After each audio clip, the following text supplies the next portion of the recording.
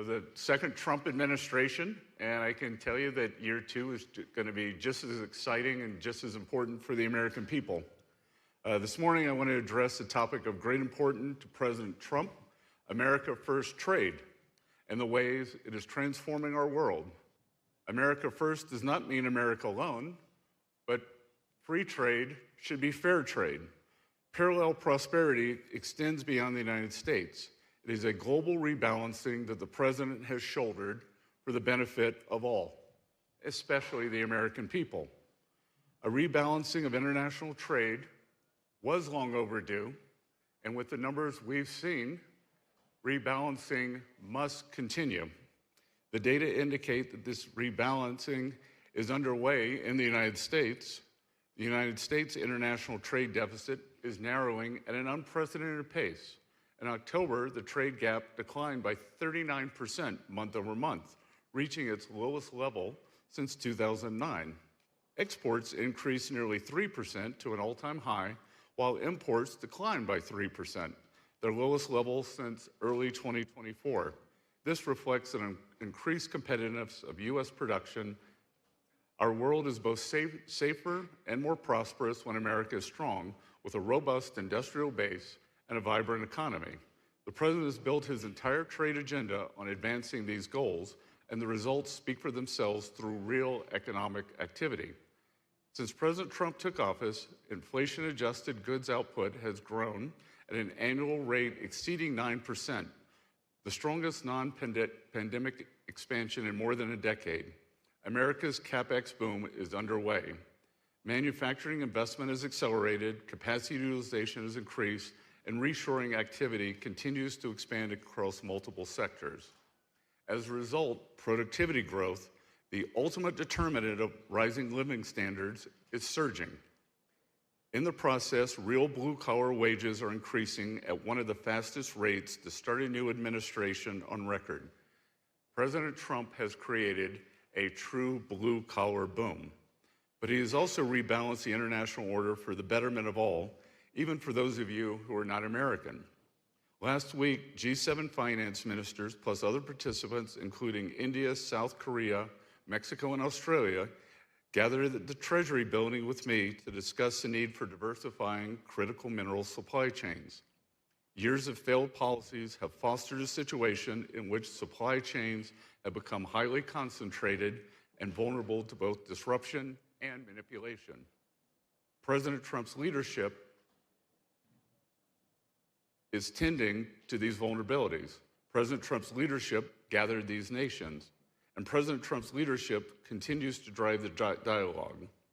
In the G20, there is a world of parallel prosperity from which all will benefit. The United States is a premier destination for global capital. Thanks to President Trump, as I have often said, our country now has the most favorable tax, energy, and regulatory environment in the world, ensuring even stronger returns for partners who invest in America. And as we assume leadership of the G20, our agenda is one that we wish not just for ourselves, but for all of our allies. Grow, baby, grow. Growth is the only path out of this mountain of debt, and we can only grow together by expanding trade that is fair. And thanks to President Trump, America's first approach to rebalancing global trade, we all have the opportunity to do so. I look forward to taking your questions on trade and any other subjects. Thanks, everybody. So let's go to the room first. If we can please, the first question, please state your name and outlet. Gentleman over here on the right in the black turtleneck. Thank you very much, Mr. Secretary. My name is Urs Gerriger. I'm with the Swiss Weekly Weltwoche.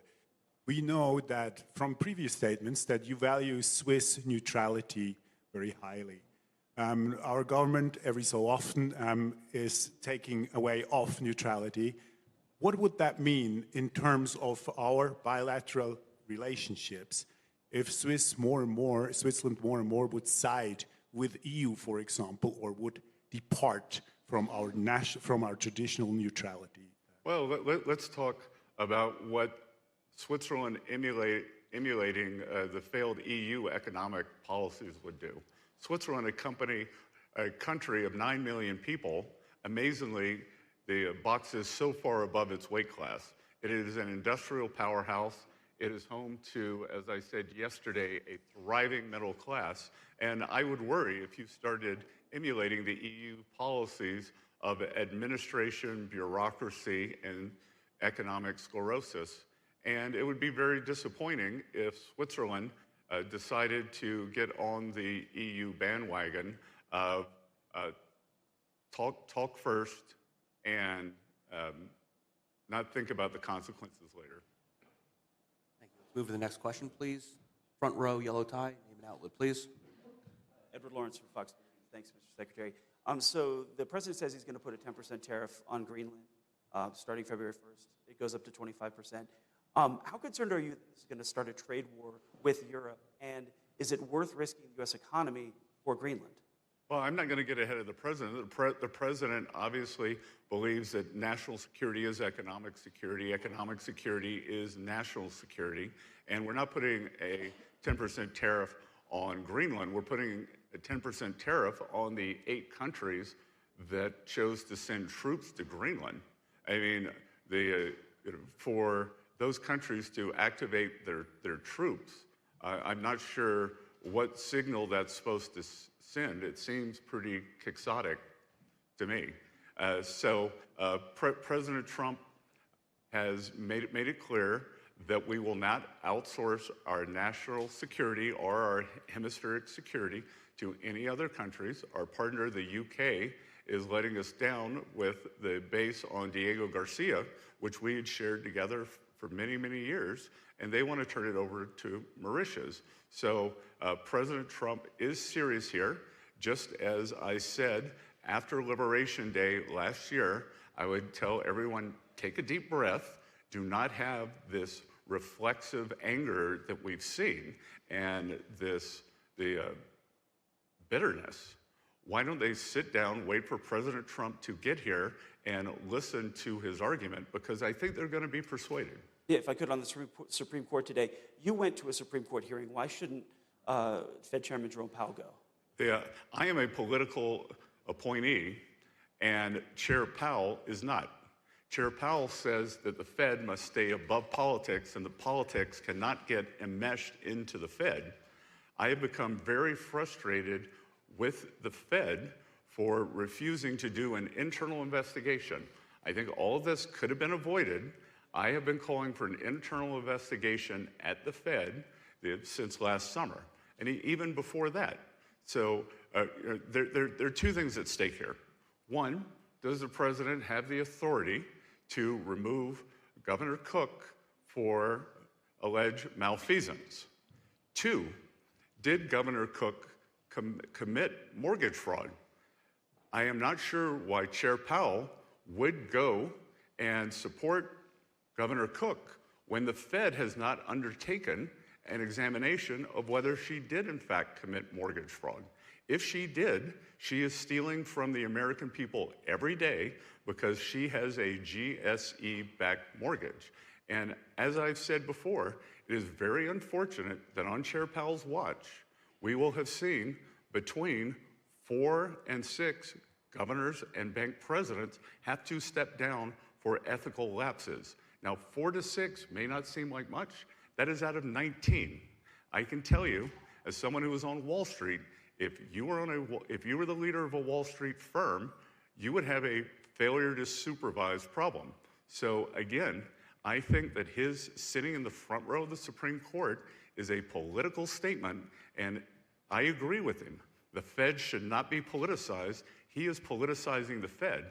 I went in my capacity as a political appointee in the Trump administration. Governor calls you smug. Are you smug? Yeah, you know, I think it's very, very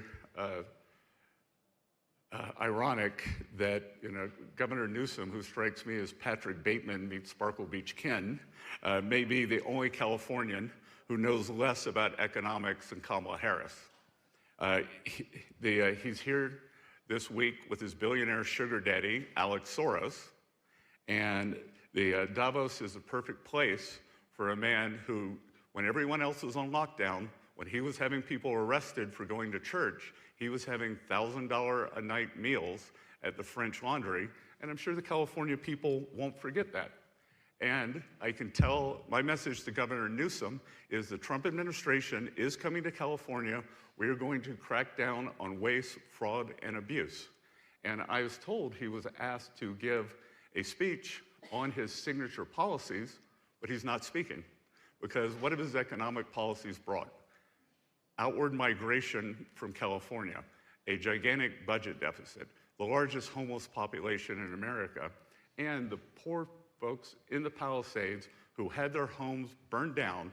He is here hobnobbing with the global elite while his California citizens are still homeless. Shame on him. He is too smug, too self-absorbed, and too economically illiterate to know anything. Thank you very much. Let me know if you need any further clarification. And that goes for all of you, if you need any more clarification on that. Next question, please, gentlemen. Second row with glasses, name and outlet, please. Thank you. Good morning, Jamie Keaton, Associated Press. Thank you, Secretary, for coming to see us again. Yesterday, the S&P 500 dropped more than 2%. Gold and silver hit new highs, and the European Union Commission President Ursula von der Leyen said that U.S. tariffs over Greenland were a mistake, and President Macron has mentioned the use of the EU's anti-coercion measures, all after you said, as you've said this morning as well, that people need to take a breath over this situation. What conversations have you had with EU and other counterparts to help stabilize markets and to help convince them to take a breath? And I'd just like to add, how concerned are you that institutional investors in Europe may be pulling out of treasuries, such as from pension funds in Denmark and elsewhere? Well, the size, Denmark's investment in U.S. Treasury bonds, like Denmark itself, is irrelevant. That it's less than $100 million. They've been selling treasuries for years. I'm not concerned at all. Again, as Treasury Secretary, I see our Treasury auctions. We've had record foreign investment. And also, as I said yesterday, I think it is very difficult to disaggregate any of the noise around Greenland, around these inflammatory statements by President Macron, by President van der Leyen, from what we have seen in the Japanese bond markets. We saw a 6 standard deviation move in Japanese bonds, which has spilled over to other markets. And I've been in touch with my Japanese economic colleagues, and I'm assured that they will take measures to stabilize that market. And just so everyone knows, that this notion that Europeans would be selling U.S. assets came from a single analyst at Deutsche Bank. Of course, the fake news media, led by the Financial Times, amplified it, and the CEO of Deutsche Bank called to say that Deutsche Bank does not stand by that analyst report. I'm waiting for President Trump to arrive, and that will be done at his level. Great, thank you. Let's take the next question, please. We'll move to this side of the room. Sir, right here. Name and outlet, please. Thank you. Thank you very much. Stefan Lanz, biggest news media of Switzerland, 20 minutes. Have there been, can you give us an update on the trade negotiations and tariff negotiations with Switzerland? Have there been talks already? Will there be talks? Will you have meetings with homologues from the Swiss Federal Council?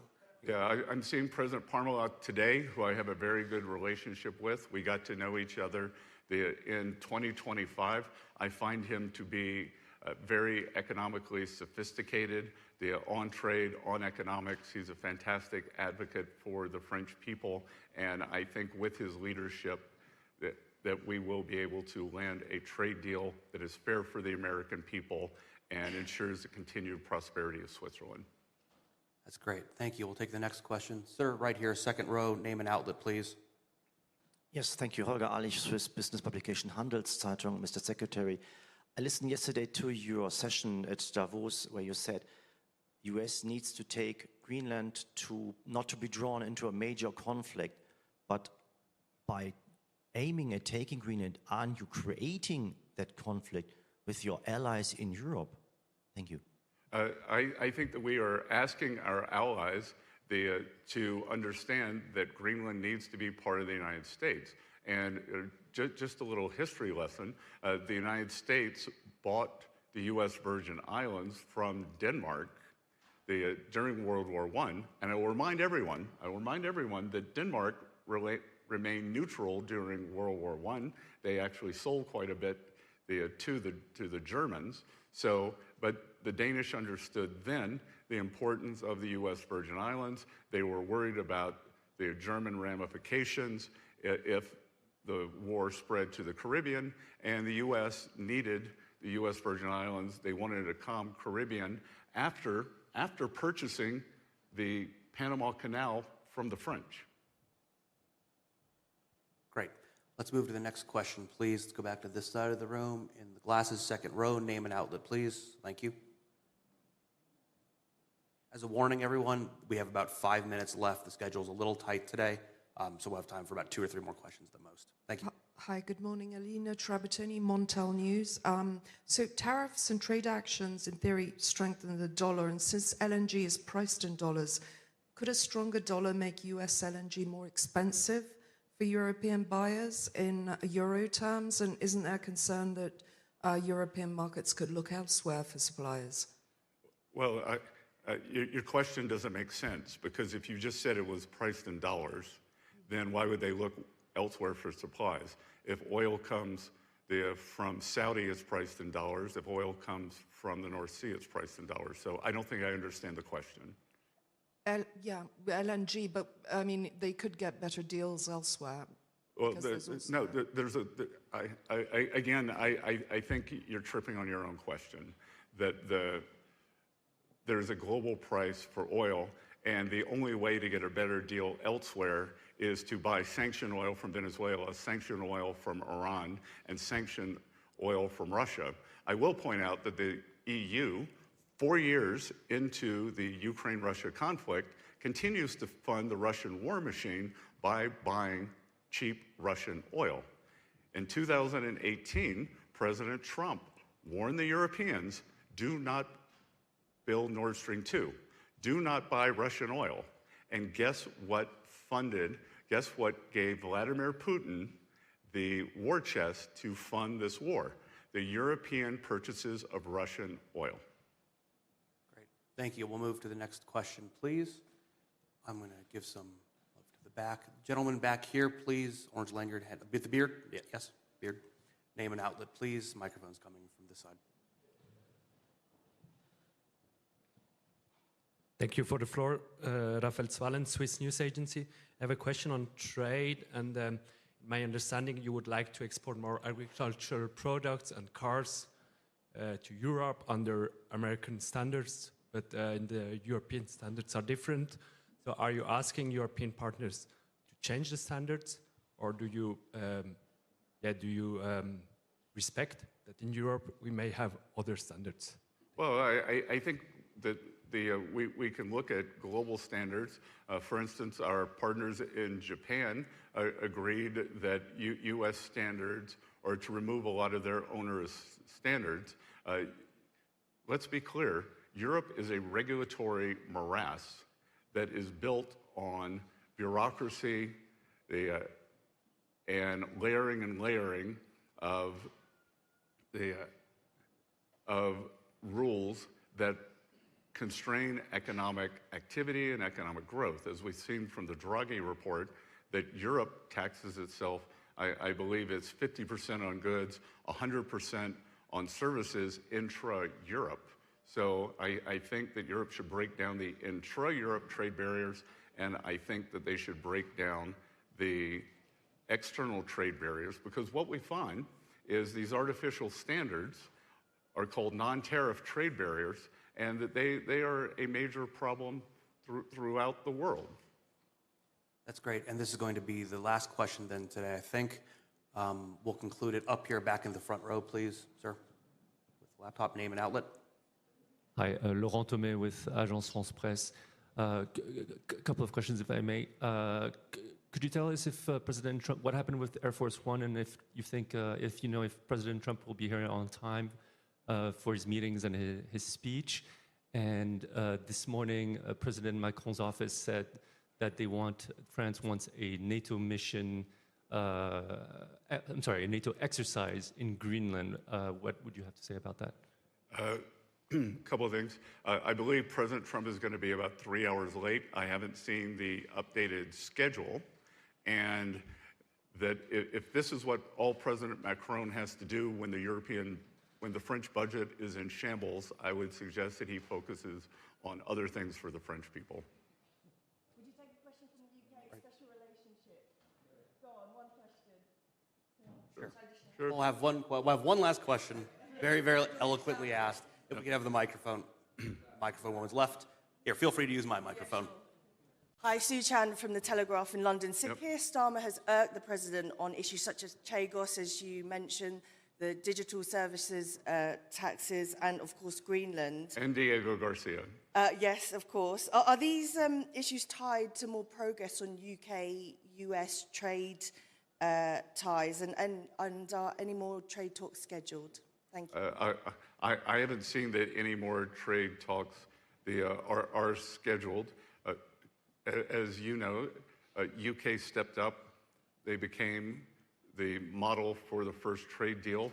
And as a result, as always with President Trump, the first deal is the best deal. And because of special relationship, UK got a very low rate. I think that we are continuing to negotiate, but that there have been some glitches in the trade deal. I am sure that the Starmer government will push forward. Fantastic. Thank you so much for the time, everybody. We'll stay in touch and have a wonderful day. Thanks a lot.